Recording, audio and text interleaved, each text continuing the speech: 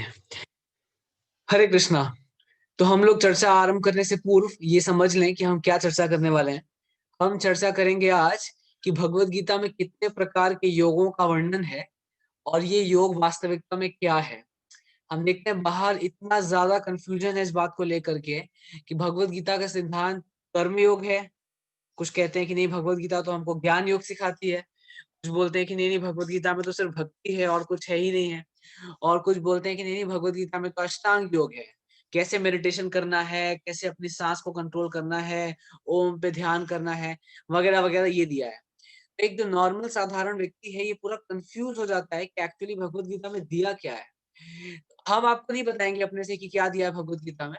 ये श्लोक हम आपको दिखाएंगे, जिस श्लोक को पढ़ करके आप खुद ही समझ जाएंगे कि भगवत भगवत गीता को बोलने वाले भगवान श्री कृष्ण, उनका क्या मत है और वो किस योग को प्रधानता दे रहे हैं श्रीमद् भगवत गीता में।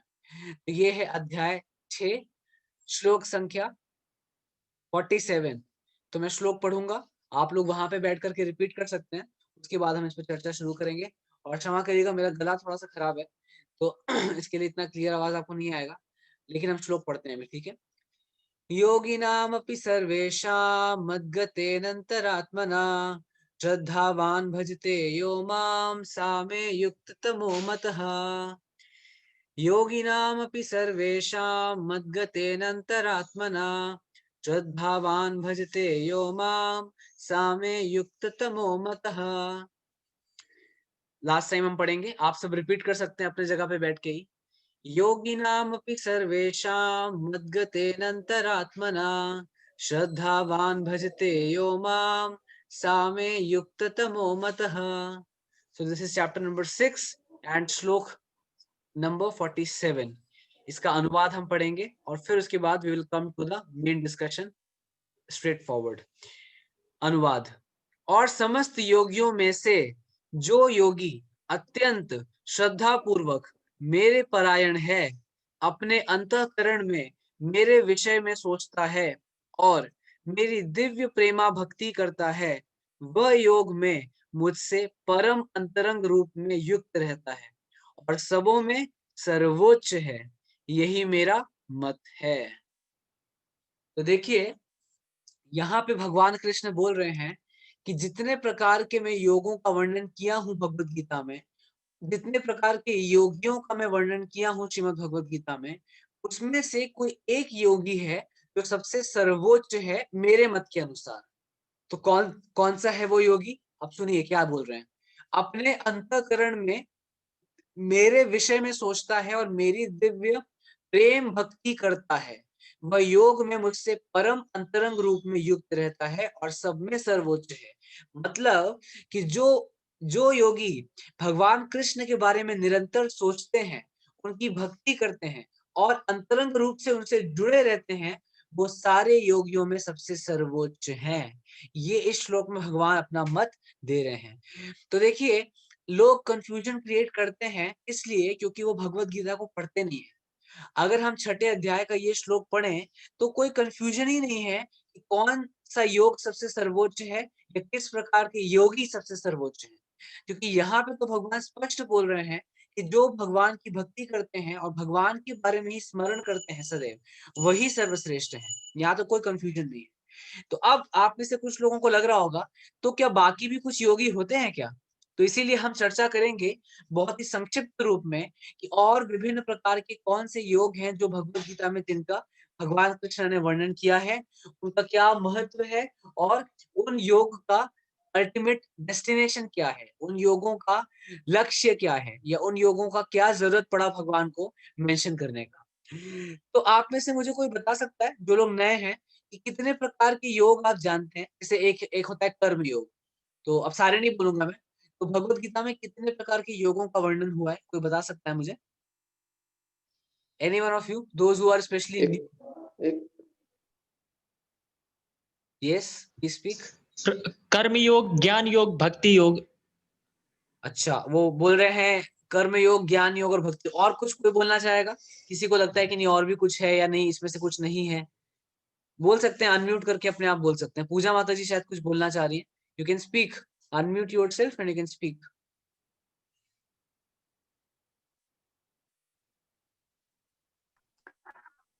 जी। यस यस माताजी स्पीक। मुझे प्रभु लगता जी, है मैं यही बोल रही थी, ज्ञान योग, भक्ति योग और कर्म योग। ओके, लेकिन एक और योग है जो आप लोग मिस कर रहे हैं, वो है अष्टांग योग। तो टोटल मिला के 4 है, कर्म योग, ज्ञान योग, अष्टांग योग और भक्ति योग। हाँ, बाद में जरूर हम समझेंगे कि अल्टीमेटली ये एक ही योग है, लेकिन अभी व्यवहारिक दृष्टि से हम ये समझ सकते हैं कि 4 प्रकार के हैं। पहला है कर्म योग, दूसरा है ज्ञान योग, तीसरा है अष्टांग योग और चौथा है भक्ति योग। तो ये 4 प्रकार के योगों का संपूर्ण श्रीमद् भगवद गीता के 18 अध्यायों में वर्णन है। अब भगवत गीता को आचार्यगण 3 भाग में विभाजित करते हैं। प्रथम भाग, द्वितीय भाग और तृतीय भाग। प्रथम भाग में कितने अध्याय? 6 अध्याय। दूसरे भाग में 6 अध्याय और तीसरे भाग में भी 6 अध्याय। तो तीनों को मिला देंगे तो कितने अध्याय हो जाएंगे? 18, जो कि भगवत गीता में है। तो पहले भाग में मतलब फर्स्ट 6 चैप्टर में मोटा मोटा कर्म योग के बारे में चर्चा हुआ है। ज्ञान योग और अष्टांग योग के बारे में भी थोड़ा हुआ है। तो पहले 5 अध्याय में कर्म योग के बारे में चर्चा हुआ है ज्यादा। छठे अध्याय में अष्टांग योग के बारे में चर्चा हुआ है। अब जो दूसरा भाग है, from chapter 7 to chapter 13, just hold for a second, just hold for a second.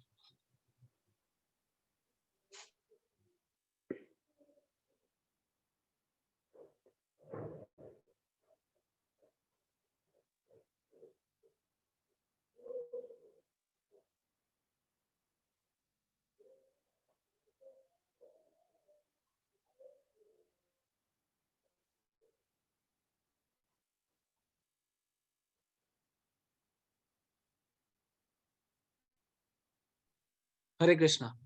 तो जो पहला भाग है, अध्याय 1 से अध्याय 5 तक, उसमें ज्यादातर कर्म योग के बारे में चर्चा किया है श्री भगवान ने। छठे अध्याय में भगवान ने ज्ञान अष्टांग योग के बारे में एक्सक्लूसिवली डिस्कस किया है। उसके बाद 7वें अध्याय से लेकर और 6, 7, 8, 9, 10, 11, 12, इन 6 अध्यायों में भगवान कृष्ण ने पूर्णता भक्ति के बारे में चर्चा की है। और आखिरी के 6 अध्याय, जो कि 13वें अध्याय से लेकर के 18वें अध्याय तक, 13, 14, 15, 16, 17 और 18, इसमें भगवान कृष्ण ने एक्सक्लूसिवली या फिर ज्यादा से ज्यादा वर्णन किया है ज्ञान योग का। तो अब हमेशा से ही ये प्रश्न रहा है समाज में कि भगवत गीता किस योग को प्रधानता देती है? क्या कर्म योग को प्रधानता देती है? क्या ज्ञान योग को प्रधानता देती है? क्या अष्टांग योग योगी बन जाएं या हठ योग करें इसको प्रधानता देती है? या फिर जैसे कि कुछ वैष्णव लोग बोलते हैं भक्ति योग को प्रधानता देती है? हमेशा से ही इस बात पे वाद विवाद रहा है। वाद विवाद रहने का कारण जैसे कि मैंने पहले बताया, क्योंकि हम भगवत गीता को प्रामाणिक स्रोत से नहीं पढ़ते। अगर प्रामाणिक स्रोत से पढ़ें तो वाद विवाद का कोई प्रश्न ही नहीं उठता। तो अब प्रामाणिक स्रोत से अभी हम पढ़ रहे हैं और उसमें से भी हम वो श्लोक पढ़ने जा रहे हैं जिसमें भगवान सारे संशयों को पूर्ण विराम लगा देते हैं। Krishna puts full stop in front of all the doubts and all the illusion that whether karma yoga is supreme, whether jnana yoga is supreme, whether ashtanga yoga is supreme, or whether bhakti yoga is supreme. Krishna here in this verse is clearly mentioning, clearly speaking that one who is a devotee of Krishna, he is the best yogi. पढ़िए आप फिर से, अपने अंतकरण में मेरे विषय में सोचता है। और अब अंतकरण में विषय में सोचता कौन है? एक भक्ति सोचता है, मेरी दिव्य प्रेम भक्ति करता है, यहाँ तो डायरेक्टली लिखा है, वह योग में मुझसे परम अंतरंग रूप में युक्त रहता है। मतलब कि वो वास्तविक योग का पालन करता है। अच्छा, अब योग शब्द का क्या अर्थ होता है? जैसे कि मैंने बहुत बार बताया भी है पहले, योग मतलब होता है जोड़ना। जैसे एक और योग, एक का योग कितना हो गया? 2, 2 और 2 का योग कितना हो गया? 4। तो योग का मतलब होता है जोड़ना। तो जब हम बात करते हैं कि भगवान के साथ योग या फिर भगवान से युक्त होने की जब बात करते हैं, तो उसका अर्थ होता है भगवान के साथ हमारे संबंध को जोड़ना। तो इस श्लोक में भगवान बोल रहे हैं कि जो भक्ति करता है वो मुझसे परम अंतरंग रूप में युक्त रहता है। मतलब वो वास्तविकता में भगवान से जुड़ जाता है और सबों में सर्वोच्च है। सबों मतलब क्या? जो पीछे के योगियों के बारे में भगवान ने वर्णन किया है, उन सारे योगियों में से सर्वोच्च है। और यही मेरा मत है। तो किसका मत है ये? इस्कॉन का मत है? नहीं नहीं, यहाँ तो ऐसा नहीं लिखा है। गौड़िया संप्रदाय का मत है? नहीं नहीं। श्री संप्रदाय का मत है? नहीं। तो किसका मत है? जो गीता बोल रहे हैं उनका मत है। कौन बोल रहा है गीता? श्री भगवान कृष्ण बोल रहे हैं, उनका मत है। आप थोड़ा हम श्लोक पे चलते हैं, तो देखिए श्लोक में यहाँ पे एक शब्द का प्रयोग हुआ है, श्रद्धावान भजते। भजते, तो जो भजते है ये आता है भज धातु से। भजन जो शब्द है ये भज धातु से आता है, और भज धातु का अर्थ होता है सेवा। तो इसका मतलब यहाँ पे जब भगवान बोल रहे हैं श्रद्धावान भजते यो माम, तो ये भगवान कहना चाह रहे हैं कि ये जो योगी है, जो सबसे सुप्रीम है मेरे लिए, वो क्या करता है? मेरी सेवा करता है।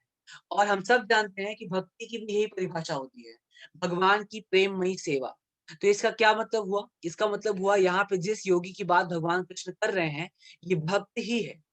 तो इसका मतलब इस श्लोक से स्पष्ट हमको पता लगता है कि भक्ति योग ही सबसे सुप्रीम है, जो कि भगवत गीता में भगवान कृष्ण स्वयं बोल रहे हैं अपने मत के अनुसार। इसमें जरा भी संशय नहीं।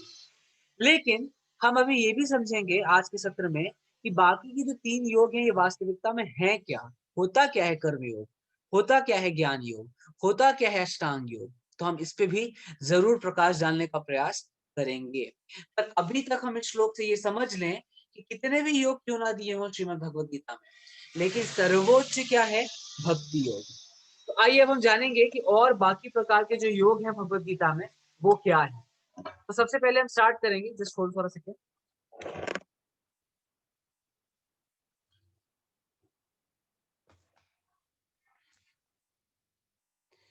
सबसे पहले हम स्टार्ट करेंगे कर्म योग से, क्योंकि कर्म योग ही ऐसा एक योग है जिसके बारे में सब बोलते रहते हैं बिना जाने कि हम तो कर्म योग में विश्वास करते हैं। आपको पता नहीं, गीता में भगवान बोलते हैं कर्म करो, फल की चिंता मत करो।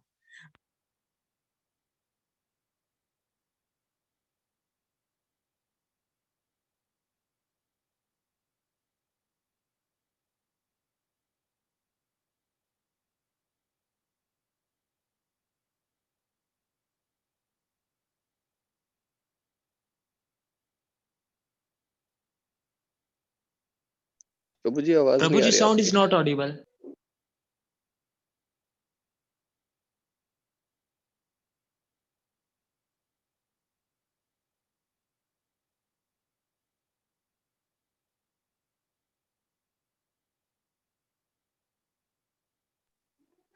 प्रभु जी आपकी आवाज नहीं आ रही है।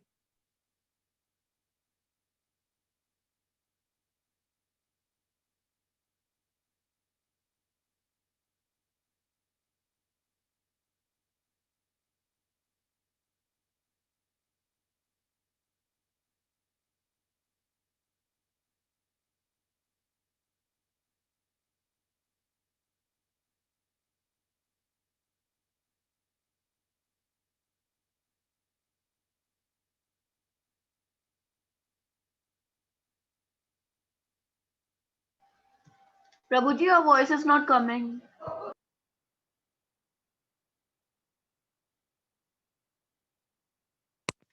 हरे कृष्णा, अभी मेरी आवाज आ रही है आप लोग को? जी प्रभु जी आ रही है। ओके ओके ओके, हाँ, ईयरफोन्स में प्रॉब्लम है। ओके, मैं ये पूछ रहा हूँ कि आप में से यहाँ तक कहाँ तक आप लोगों ने सुन लिया था? हम चर्चा करेंगे कर्म योग, क्योंकि इसी को लेकर के सबसे ज्यादा कंफ्यूजन है। तो सबसे पहले हम जानेंगे कि कर्म योग क्या होता है। तो कर्म और योग दो शब्दों को मिला करके ये बना हुआ है। योग का मतलब मैंने बता दिया, योग मतलब जोड़ना। तो भगवान कृष्ण से अपने संबंध को जोड़ने को बोलते हैं योग। अब ये दूसरा वर्ड है कर्म। तो कर्म का क्या मतलब आप लोग को समझ में आता है? कोई बोल सकता है क्या? कृष्ण भावना भावित कर्म। कृष्ण भावना भावित कर्म, ठीक है, लेकिन इतना प्रिसाइज नहीं है। वो तो भक्ति हो गया, है ना। कर्म का प्रिसाइज डेफिनेशन है जो हमारे लिए शास्त्रों में निहित कर्तव्य है, उस कर्तव्य को निभाना या उस कार्य को करना, उसको बोलते हैं कर्म। The prescribed duties which is mentioned in the scripture, that is called Karma. कर्म का ये बिल्कुल मतलब नहीं होता है कि हम कोई भी काम करें वो कर्म हो गया। अरे हमारा तो कर्म ही पूजा है। अच्छा, और आपका कर्म है क्या? हमारा कर्म है डकैती करना। तो अच्छा, तो कर्म ही पूजा है तो मतलब डकैती करना क्या हो गया? पूजा। वाह, बहुत बढ़िया। हमारा तो कर्म ही पूजा है। अच्छा, आपका कर्म क्या है? हमारा कर्म है कि हम जाके रेप करते हैं। अच्छा, तो इसका मतलब रेप करना क्या हो गया? पूजा हो गया। तो ये देखिए, मतलब कितनी हैरानी की बात है लोग संसार में कहते हैं इस तरह की बातें कि कर्म ही पूजा है, बिना ये जाने कि कर्म का मतलब क्या होता है। कर्म का स्पष्ट मतलब होता है शास्त्रों में दिए गए कर्तव्य, उनको बोलते हैं कर्म। किसी भी क्रिया को या किसी भी एक्टिविटी को हम कर्म नहीं बोल सकते। और कर्म ही पूजा का तो सिद्धांति कहाँ से आया हमें पता नहीं है ना। हाँ, तो इसीलिए सबसे पहले हमें ये समझना पड़ेगा कि कर्म होता है शास्त्रों में निर्धारित कार्य। अपने मन से किसी भी कार्य को हम करें उसको हम कर्म नहीं बोल सकते। This is the first thing to understand. अब जब हम बोलते हैं कर्म योग, तो कर्म योग का मतलब हुआ कि अपने कर्तव्यों को पूरा करके जो फल आ रहा है उसको जब हम भगवान को समर्पित कर देते हैं तो उसको बोलते हैं कर्म योग। क्योंकि देखिए कर्म मतलब हो गया अपना कार्य करना, शास्त्रों में दिया गया वो, जैसे शास्त्रों में वर्ण आश्रम धर्म बताया गया है, ब्राह्मण क्षत्रिय वैश्य शूद्र के अलग अलग कार्य हैं उनकी योग्यताओं के अनुसार, तो उस कर्म को हम कर्म बोल सकते हैं, उस कार्य को हम कर्म बोल सकते हैं। और दूसरा पार्ट है योग।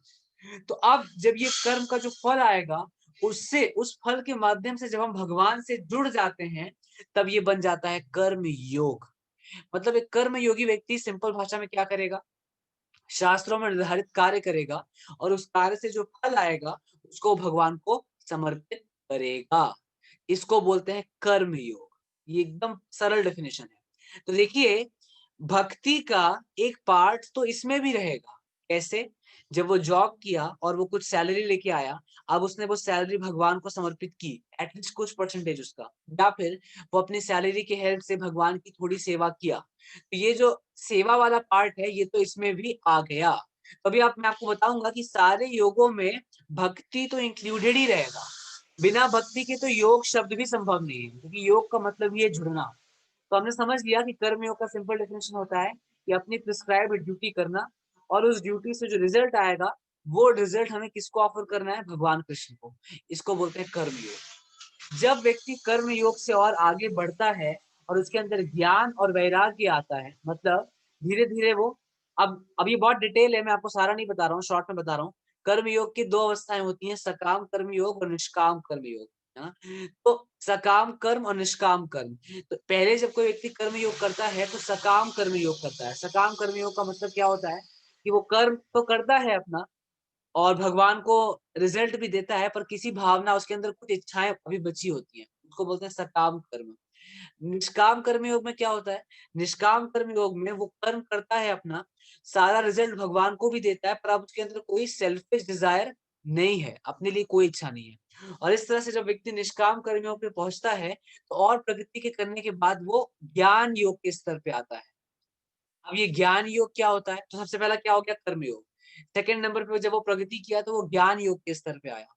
ज्ञान योग क्या होता है, ज्ञान योग में दो शब्द है, ज्ञान और योग। तो ज्ञान क्या है, कोई बता सकता है ज्ञान क्या है? ज्ञान का क्या डेफिनेशन समझ में आता है आपको? ज्ञान का डेफिनेशन क्या समझ में आता है आपको? कोई भी बोल सकता है, no, whatever you understand, no problem, जो भी आपको समझ में आ रहा है आप शास्त्रों का ज्ञान प्रभु जी। ठीक है, ये बोल रहे हैं शास्त्रों का ज्ञान। और कोई बोलना चाहेगा? ये तो शास्त्रों का ज्ञान, मैं तो पूछ रहा हूँ ज्ञान का डेफिनेशन क्या है, मैं तो ये पूछ रहा हूँ। मतलब शास्त्रों में जो लिखा है, जैसे भगवत गीता में, श्रीमद् भागवतम में जो लिखा ठीक है। है, थोड़ा थोड़ा पास बोल रहे हैं। और बस। कोई बोलना चाहेगा? Anyone else would like to try? ठीक है, मैं बोलता हूँ। आचार्यगण हमको समझाते हैं शास्त्रों में कि ज्ञान शब्द का अर्थ होता है जीव, ये भौतिक संसार, भगवान, सबके बीचों का भेद जानना और इन सब का क्या मतलब है ये जानना। आत्मा क्या है ना, भौतिक संसार क्या है, भगवान कौन है, जीव में और जड़ में क्या अंतर है, चेतन में और जड़ में क्या अंतर है, बॉडी और सोल में क्या अंतर है, सोल, हम सोल हैं कि हम बॉडी हैं, इस तरह के प्रश्नों के उत्तर को जानना ही ज्ञान है। अब जब हम ज्ञान योग के बारे में बोलते हैं तो जो ज्ञान योगी है वो क्या करता है कि वो इस तरह से नॉलेज के माध्यम से अपना संबंध भगवान से जोड़ता है। कौन से नॉलेज के माध्यम से? भगवत गीता के भी जो आखिरी के 6 चैप्टर हैं वो, और अन्य शास्त्रों में, अन्य वेद उपनिषदों में भी जो नॉलेज दिया है। और इस नॉलेज से वो क्या जानना चाहता है? इस नॉलेज से वो जानता है कि जीव क्या है, जड़ जगत क्या है, भगवान कौन है, मेरे और भगवान में और इस जड़ जगत में क्या संबंध है। और जीव के क्या सिम्टम हैं। इस भौतिक जगत में जितनी भी भौतिक चीजें हम देख रहे हैं ये किन तत्वों से बनी हुई है, जिसको कभी कभी सांख्य योग भी बोलते हैं इसको। तो वो इस तरह से गणना करता है और एनालिटिकल स्टडी के माध्यम से जानने का प्रयास करता है खुद को और भगवान को, और उस ज्ञान के माध्यम से वो अपना संबंध जोड़ता है किससे, भगवान से। अल्टीमेटली जब वो ज्ञान योग का पालन करता है तो वो अल्टीमेटली धीरे धीरे धीरे धीरे बहुत जन्मों के बाद समझ पाता है कि भगवान कौन है। तो इसका मतलब ज्ञान योग में भी उसको आना पड़ता है कहाँ पे, भगवान तक, कृष्ण तक। बहुनाम जन्मनाम अन्ते ज्ञानवान मां प्रपद्यते वासुदेवम सर्वम इति स महात्मा सुदुर्लभा। कृष्णा कहते हैं कि ऐसे ज्ञान योगी लोग बार बार जन्म लेते हैं और बहुत जन्मों के बाद वो क्या करते हैं, कृष्ण का शरण ले लेते हैं। बहुनाम जन्मनामन्ते ज्ञानवान माम प्रपद्यते, माम प्रपद्यते मतलब मेरा शरण लेते हैं, कृष्ण बोल रहे हैं। तो ज्ञान योगी जो होता है वो पहले तो बहुत बहुत जन्मों तक इस तरह के एनालिटिकल स्टडी से जानने का प्रयास करेगा कि भगवान कौन है, जीव कौन है, ये भौतिक संसार में क्या क्या तत्व हैं। लेकिन जब वो ज्ञान योग में भी आगे बढ़ेगा तो अल्टीमेटली वो शरण किसका लेगा, कृष्ण का ही लेगा। तो ये है ज्ञान योग, जहां पे प्रधानता दी गई है ज्ञान को। कर्म योग में किसको प्रधानता दी गई है, कर्म को दी गई है, वो व्यक्ति कार्य करता है। पर जो ज्ञान योग का व्यक्ति है, कर्म से तो ये वैराग्य ले लेता है, लेकिन अभी भी ये किससे आसक्त है, शास्त्र पढ़ेगा। और शास्त्र पढ़ेगा किस लिए, अपनी बुद्धि से भगवान को और इस संसार को और खुद को जानने का प्रयास करेगा। तो जो ज्ञान योगी होते हैं ये क्या प्राप्त करते हैं, ये ब्रह्मन को प्राप्त करते हैं। श्रीमद् भागवतम में मैं आपको बहुत बार बताया भी हूँ, भगवत साक्षात्कार के 3 स्तर हैं। ब्रह्मेति परमात्मेति भगवान इति शब्दते। पहला स्तर है ब्रह्मन। ब्रह्मन मतलब भगवान कृष्ण के शरीर से निकलने वाला जो दिव्य तेज है उसको बोलते हैं ब्रह्मन। आप जितने भी आध्यात्मिक संस्थाओं के लोगों से मिलेंगे वो मैक्सिमम जो जानते हैं भगवान के बारे में वो यही जानते हैं। क्या जानते हैं कि भगवान कैसे हैं, भगवान एक लाइट की तरह है, ब्रह्म है भगवान। तो जो ज्ञान योगी होते हैं वो ज्यादा से ज्यादा इस ब्रह्मन को ही अचीव कर पाते हैं और वो ब्रह्म में लीन हो जाते हैं। अब हमने 2 डिस्कस कर लिया। जब ज्ञान योग से भी व्यक्ति आगे बढ़ता है तो वो पहुंचता है अष्टांग योग पे, जिसका वर्णन कि भगवान कृष्ण ने बहुत ही विविधता पूर्वक 6ठे अध्याय में किया है। अब ये अष्टांग योग क्या है, अष्ट अंग, अष्ट मतलब 8 और अंग मतलब लिम्स और योग मतलब भगवान से जुड़ना। एक चीज तो क्लियर कर लीजिए आप और मैं भी क्लियर कर लूं, चाहे कोई सा भी योग हो, भगवान कृष्ण से जो संबंध जोड़ने की बात है ये तो हर योग में, ये तो पूरी गीता में ही रहेगी। इसीलिए कभी कभी भगवत गीता को बुक ऑफ योगा भी बोलते हैं। बुक ऑफ योगा का मतलब ये योग शास्त्र है, भगवान से हमारे संबंध को जोड़ने वाला शास्त्र है ये। तो अष्टांग योग में क्या होता है कि जो एक साधक है वो 8 अंगों का अनुसरण और पालन करके भगवान कृष्ण को अपने जीवन में जोड़ना चाहता है। ये 8 योग किस प्रकार के हैं, यम, नियम, आसन, प्राणायाम, प्रत्याहार, धारणा, ध्यान और समाधि। ये 8 अंग हैं जिससे कि एक साधक अपना संबंध भगवान से जोड़ता है। अब जो आप लोग आजकल बाहर योगा देखते हैं, प्राणायाम ये सब वगैरह वगैरह, ये तो अष्टांग योग का एक छोटा सा हिस्सा है, एक लिम्ब है प्राणायाम जो आप करते हैं। लेकिन ये तो बहुत बड़ा है अष्टांग योग, 8 इसके 8 पार्ट हैं, यम, नियम, आसन, धारणा, ध्यान, समाधि, प्रत्याहार वगैरह वगैरह। अल्टीमेट स्टेज जो इसकी है वो है समाधि। और सबसे पहली स्टेज क्या है, यम और नियम। तो ये जो अष्टांग योगी होता है ये करता क्या है एक्चुअली, मैं आपको एग्जांपल देता हूँ। जैसे आप लोगों ने कभी सुना है कुंभ मेले में कुछ लोग होते हैं जो एकदम माघ के ठंडी के समय भी सारे कपड़े निकाल करके गंगा के बीच में जाकर के तप करते हैं, सुना ही होगा आप लोगों ने। या फिर बहुत चिलचिलाती गर्मी में आग जला करके आग के बीच में बैठ जाना, सुना ही होगा आप लोगों ने। या फिर आपने टीवी में देखा होगा कि कांटे की शैया बना के उस पर लेट जाना, किस लिए, क्योंकि हमको योग अष्टांग योग करना है, हठ योग भी बोलते हैं इसको, हठ योग करना है, भगवान की प्राप्ति करनी है। तो इस तरह के जो ये योग हैं, है ना, अब इसमें से भी देखना पड़ेगा कि वो ये 8 लिम्ब में आना चाहिए। ऐसा नहीं कि कोई कुछ भी करे, अपने आप को सोटे मारे और कील इधर से निकाल दे तो अष्टांग योग है, नहीं नहीं। अष्टांग योग में ये 8 पार्ट तो आएंगे ही, है ना। लेकिन हाँ, ये जो अष्टांग योगी है ये 8 पार्ट, ये जो 8 अंग है इसके माध्यम से भगवान को प्राप्त करना चाहता है। और इनका जो लक्ष्य बताया गया है भगवत गीता में वो क्या है, वो परमात्मा के दर्शन कर पाता है। परमात्मा क्या है, परमात्मा भगवान कृष्ण के ही एक रूप है जो चतुर्भुज विष्णु के रूप में 4 हैंडेड विष्णु चतुर्भुज विष्णु के रूप में हमारे हृदय में विद्यमान रहते हैं। तो जो ये अष्टांग योगी है, ये अपने 8 अंगों का पालन करके, जो कि यम से प्रारंभ होता है और समाधि पे जाके खत्म होता है, इससे ये अपने हृदय में विद्यमान उन चतुर्भुज विष्णु का दर्शन करना चाहता है और उसको बोलते हैं अष्टांग योग। तो देखिए इसमें भी अंत में जब समाधि पे वो पहुंच रहा है तो उसको दर्शन किसके होंगे? विष्णु के होंगे, और विष्णु कृष्ण में कोई अंतर नहीं है। तो ये है अष्टांग योग, जिसमें पहला है यम। यम मतलब क्या चीजें करनी है, यम मतलब सॉरी क्या चीजें नहीं करनी है, यम मतलब डोंट्स। नियम, नियम मतलब क्या चीजें करनी है। तो सबसे पहले आता है डूज एंड डोंट्स, कि आपको कुछ चीजें फॉलो करनी है, कुछ चीजें फॉलो नहीं करनी है। ये मैं अष्टांग योग के बारे में बता रहा हूँ। यम, नियम के बाद आसन। आसन मतलब आपको किस प्रकार अपने शरीर को कंट्रोल में लेके आना है, कैसे बैठना है, कैसे पोस्चर होना चाहिए। यम, नियम, आसन। फिर आता है प्राणायाम। प्राणायाम मतलब सांसों की एक्सरसाइज, ब्रीदिंग एक्सरसाइज। प्राणायाम के बाद आता है प्रत्याहार। प्रत्याहार का क्या मतलब होता है?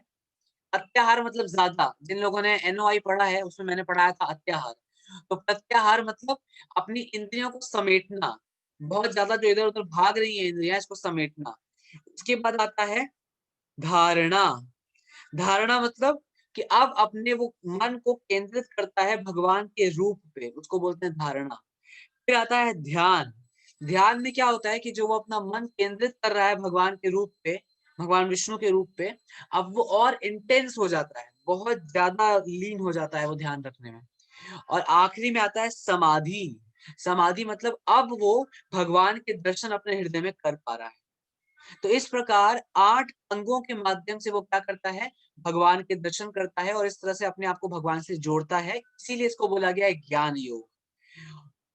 और इसके बाद आता है जो सबसे परफेक्ट है, जो कि कंक्लूजन है श्रीमद् भगवद गीता का, वो है भक्ति योग।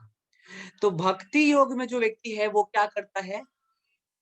श्रवणम कीर्तनम विष्णु स्मरणम पाद सेवनम अर्चनम वंदनम दास्यम साख्यम आत्मनिवेदनम। तो वो भक्ति के 9 अंगों का पालन डायरेक्ट शुरू करता है। ये 9 अंग कौन कौन से बताए गए हैं? श्रवणम, श्रवणम मतलब भगवान के बारे में सुनना, जो कि आप कर रहे हैं अभी। कीर्तनम, भगवान के बारे में बोलना, जिसको करने का प्रयास मैं कर रहा हूँ। स्मरणम, हम दोनों ही लोग अभी भगवान कृष्ण का स्मरण कर पा रहे हैं। पाद सेवनम, आप लोग भगवान के बारे में सुन करके कभी मंदिर जाएंगे तो ये पाद सेवनम है, मतलब अपने पैरों से भगवान की सेवा करना। अर्चनम, हर दिन सुबह उठ करके आप भगवान को नमस्कार करते होंगे, उसको बोलते हैं अर्चनम। वंदनम, भगवान के गुणगान में कुछ गाना, उसको बोलते हैं वंदनम। दास्यम, अपने आप को भगवान का सेवक समझ लेना, इसको बोलते हैं दास्यम। साख्यम, साख्यम मतलब जब कोई व्यक्ति बहुत एडवांस स्टेज पे पहुंचता है भक्ति में, तब वो भगवान को अपना फ्रेंड समझने लगता है, उसको बोलते हैं साख्यम। और आखिरी है आत्मनिवेदनम। आत्मनिवेदनम मतलब जब वो अपना संपूर्ण सर्वस्व भगवान कृष्ण को समर्पित कर देता है। तो ये है भक्ति योग। अब भक्ति योग में, बाकी सारे योगों में और भक्ति योग में क्या डिफरेंस है? देखिए, जो कर्म योग का व्यक्ति है वो भगवान को तो मानता है, भगवान को अपना रिजल्ट भी समर्पित करता है, लेकिन वो अपने कर्म से आसक्त होता है। अगर आप उसको बोलेंगे कि आप ये वाला कर्म छोड़ करके ये वाला करो भगवान की प्रसन्नता के लिए, तो वो नहीं करेगा। इसीलिए वो कर्म योग में कर्म प्रधान भक्ति करता है। भक्ति तो है उसमें, लेकिन प्रधानता किसकी है? कर्म की। प्रधानता means what can you call, like dominance. The karma is dominating factor in the karma yoga. Similarly, when a sadhaka, when a practitioner comes through Gyan Yoga platform, at that time he may not be attached to karma, अभी उसको अपने काम से attachment नहीं है, but still he is attached to knowledge. ज्ञान, शास्त्र पढ़ेगा, शास्त्र पढ़ करके मैं अपनी बुद्धि लगा के जानूंगा कि भगवान कौन है, सत्य क्या है, मैं जान के रहूंगा। तो उसको अपनी बुद्धि पे गर्व है, अपनी बुद्धि पे विश्वास है, अपने ज्ञान से आसक्त है वो। इस प्रकार जब व्यक्ति ज्ञान योग से आगे बढ़ता है, अष्टांग योग पे पहुंचता है, तब सिद्धियों से आसक्त रहता है। जब कोई व्यक्ति अष्टांग योग के अलग अलग अंगों का पालन करता है, कोई साधक, तो उसको विभिन्न प्रकार की सिद्धियां मिलती हैं। सिद्धियां मतलब उसको कुछ स्पेशल पावर मिलेगी, स्पेशल प्रिविलेज मिलेगा। जैसे स्पेशल प्रिविलेज बहुत सिंपल है, वो पानी पे चल सकता है, आसमान में उड़ सकता है, अपना हमशक्ल बना सकता है। तो वो इन सारी चीजों से अट्रैक्ट हो जाएगा, और कभी कभी तो इन सिद्धियों को प्राप्त करने के लिए ही वो अपना योग सिद्धि, अपना योग पालन करेगा, अपना अष्टांग योग की क्रिया को करेगा। तो ये है अष्टांग योग। फिर आते हैं जो सर्वोच्च योगी हैं, जिनको भगवान ने बोला है यहाँ पे योगी नाम अपनी सर्वेशाम, सारे योगियों में सबसे सर्वश्रेष्ठ ये कौन है? ये है भक्त योगी, ये भक्ति योग या फिर भक्त लोग जो भगवान कृष्ण के भक्त हैं। ये किससे आसक्त होते हैं? ये किसी से भी आसक्त नहीं होते, ना तो अपने कर्म से अटैच होते हैं, ना तो अपने ज्ञान से अटैच होते हैं, ना ही इनको कोई सिद्धियां चाहिए। ये अटैच होते हैं सिर्फ भगवान की सेवा से। They are attached just to the service of Krishna. The only thing they want in their life is to please the Supreme Lord Shri Krishna. इनका एकमात्र लक्ष्य इनके जीवन में होता है कि किस प्रकार भगवान को खुश किया जाए, और उसके लिए कुछ भी इनको करना पड़े तो वो ये करेंगे। लेकिन कर्म योगी और ज्ञान योगी और अष्टांग योगी के केस में ये जरूरी नहीं है कि वो भगवान को प्रसन्न करने के लिए कुछ भी करेगा, नहीं, उसका एक पर्सनल रिजर्वेशन है। कुछ उसका रिजर्वेशन को कैसे बोलेंगे, अपनी कुछ उसकी चीजें हैं जिसको वो पकड़ के बैठा हुआ है, जैसे हमने देखा कर्म योगी और ज्ञान योगी और भक्त अष्टांग योगी के केस में। पर जो भक्त हैं भगवान के, इनका सिर्फ एक लक्ष्य है कि भगवान को कैसे प्रसन्न किया जाए। अब भगवान को प्रसन्न करने के लिए क्या करेंगे? भगवान की बात मानेंगे। और भगवान तो भगवत गीता में स्पष्ट बता रहे हैं कि उनको सबसे ज्यादा पसंद कौन है? भक्त पसंद है, भक्ति योग पसंद है उनको सबसे ज्यादा। तो इसीलिए जो एक्चुअल फॉलोअर्स हैं श्रीमद् भगवत गीता के और भगवान कृष्ण के, वो भक्ति योग का पालन करते हैं। और भक्ति योग का पालन करना मतलब क्या? भगवान कृष्ण के बारे में सुनना, भगवान कृष्ण के नाम का जप करना, भगवान कृष्ण की सेवा करना, भगवान कृष्ण के मंदिर जाना, भगवान कृष्ण को अपना सब कुछ समर्पित कर देना, ये है भक्ति योग। और भगवत गीता के हर अध्याय के हर श्लोक में भक्ति योग ही भगवान बता रहे हैं। तो आप अगर बोलेंगे कि अगर भक्ति योग ही सार है तो बाकी सारे योगों को क्यों बताया भगवान ने? क्यों? क्योंकि जो बाकी सारे योग हैं वो भक्ति योग तक जाने के लिए सीढ़ी की तरह काम करते हैं। तो देखिए, अल्टीमेट लक्ष्य गीता का ये है कि हम भगवान के साथ अपना संबंध जोड़ें और उनकी सेवा में लग जाएं। सर्वधर्मान् परित्यज्य मामेकं शरणं व्रज, अहं त्वं सर्व पापेभ्यो मोक्षयिष्यामि मा शुच। सारे तथाकथित धर्मों को छोड़ दो अर्जुन और मेरी शरण ले लो। ये वास्तविक सारांश है भगवत गीता का। लेकिन सब लोग ऐसा कर नहीं पाएंगे, इसीलिए भगवान ने एक सीढ़ी बनाई। सीढ़ी का जो सबसे ऊपर का हिस्सा है, जो सबसे ऊपर माला है, लास्ट फ्लोर है, टॉप फ्लोर है, वो है भगवान की भक्ति। लेकिन अब इस लास्ट फ्लोर पे जाने के लिए दो रास्ते हैं। एक रास्ता तो ये है कि आप सीढ़ी लें और सीढ़ी पे चढ़ते चढ़ते चढ़ते चढ़ते आप भगवान तक जाएं। तो जब आप सीढ़ी पे चढ़ते चढ़ते भगवान तक जाएंगे तो उसमें अलग अलग सीढ़ियां कौन सी आएंगी? पहली सीढ़ी आएगी कर्म योग की, दूसरी सीढ़ी आएगी ज्ञान योग की, तीसरी सीढ़ी आएगी अष्टांग योग की, और फिर आप आखिरी फ्लोर पे पहुंच जाएंगे जिसको बोलते हैं भक्ति योग। एक दूसरा तरीका भगवान ने बताया है डायरेक्ट टॉप फ्लोर पे पहुंचने का, जो कि है भगवान की भक्ति। वो क्या तरीका है? वो है कि आप लिफ्ट ले लें। लिफ्ट क्या है? लिफ्ट है ये भक्ति। मतलब अलग अलग योगों से जूझ करके आगे बढ़ने से अच्छा है कि हम डायरेक्ट, हमें जहां पे पहुंचना है उसके लिए हम लिफ्ट ले लें। और वो लिफ्ट क्या है? कि हम पहले ही दिन से भगवान कृष्ण के नाम का कीर्तन शुरू कर दें, भगवान कृष्ण के नाम का जप शुरू कर दें, भगवान कृष्ण के बारे में ये सुनना, ये प्रवचन, भगवत गीता का ये सिद्धांत सुनना शुरू कर दें, भगवान कृष्ण की अपनी योग्यताओं के अनुसार उनकी सेवा शुरू कर दें। तो ये क्या हो गया? It is like a lift, it is like a elevator. आपको अलग अलग योगों से होकर के भक्ति योग तक जाने की जरूरत नहीं है, आप डायरेक्ट भक्ति योग पे पहुंचिए। ज्ञान योग कोई व्यक्ति करना चाहता है तो उसको पहले कर्म योग करना पड़ेगा। अष्टांग योग कोई करना चाहता है तो उसको पहले कर्म योग और ज्ञान योग दोनों करना पड़ेगा, तब वो अष्टांग योग के स्तर पे आएगा। लेकिन अगर कोई भक्ति करना चाहता है तो इसके लिए कोई भी योग्यता नहीं है, कोई भी योग्यता नहीं है। अभी यहीं पे बैठे बैठे हमारी भक्ति स्टार्ट हो गई है, जब आप लोग सुन रहे हैं और मैं बोल रहा हूँ। और हम इस श्लोक से देख रहे हैं, योगी नाम अपि सर्वेषां मद्गते नंतरात्मना श्रद्धावान भजते यो माम सामे युगतो मत। अर्जुन बेटा, जितने सारे योग हैं, सारे योगों में से मुझे सबसे एक योग ही सबसे ज्यादा प्रिय है और मेरे लिए एक ही योग सबसे ज्यादा सर्वोच्च है। वो योग कौन सा है? श्रद्धावान भजते यो माम। कि श्रद्धा के साथ जो मेरी सेवा करता है, और श्रद्धा के साथ भगवान की सेवा करने को ही बोलते हैं भक्ति। तो इसका मतलब भगवान स्पष्ट बोल रहे हैं कि पूरी गीता में सर्वोच्च योग है भक्ति योग।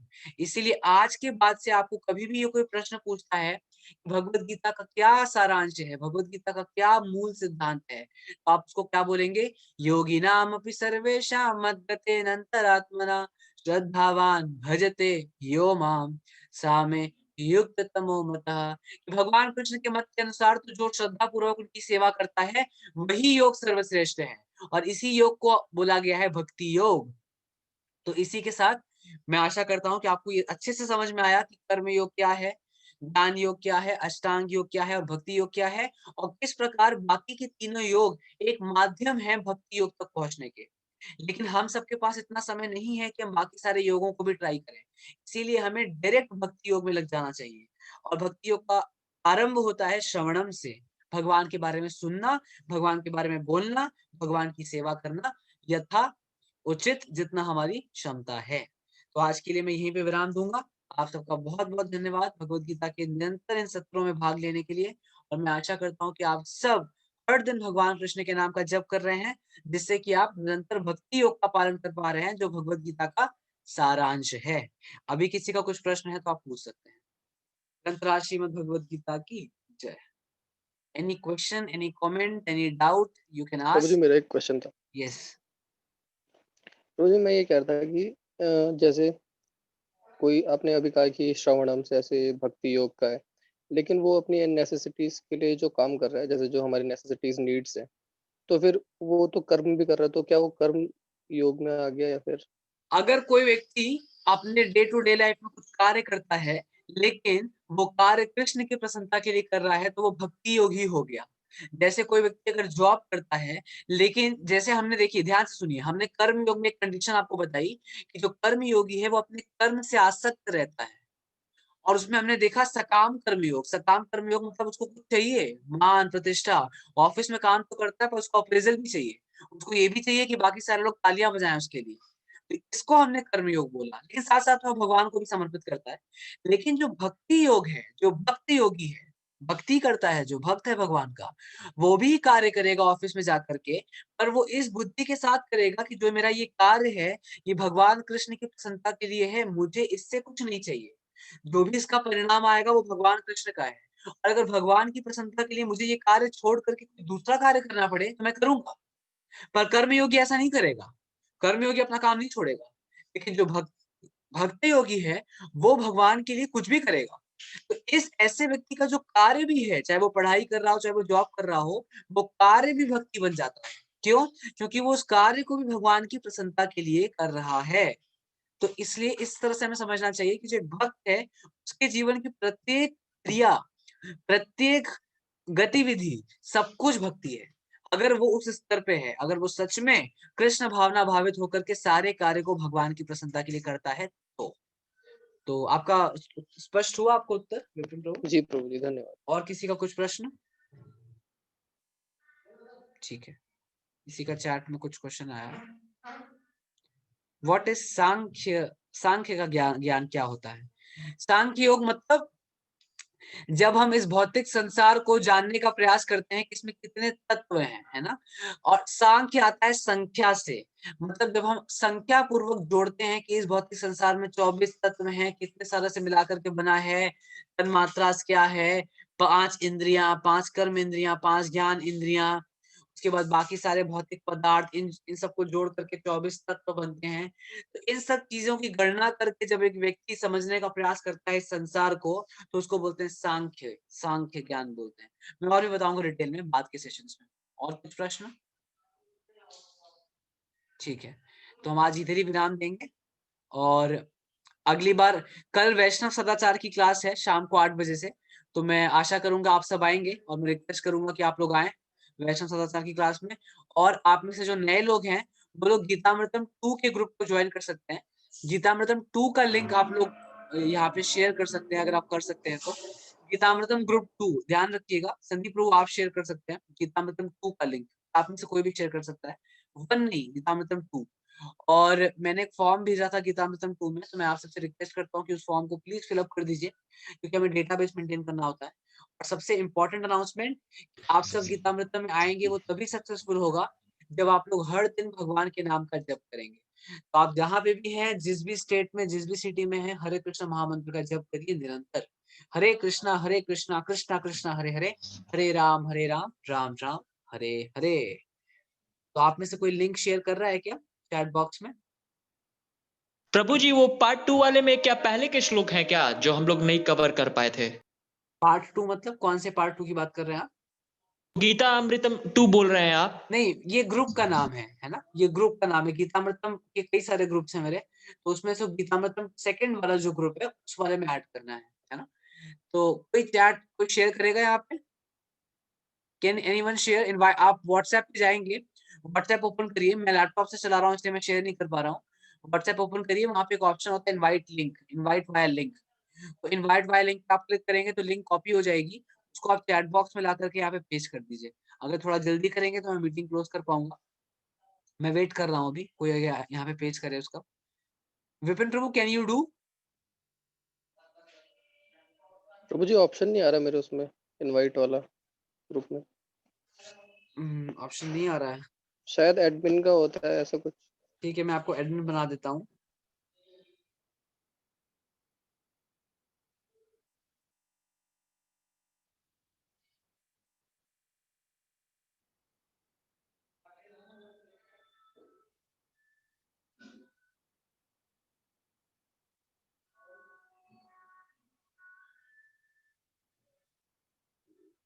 Okay, I am making you admin. Vipin प्रभु, जी प्रभु जी। बाकी लोग लीव कर सकते हैं जो ऑलरेडी ग्रुप में हैं।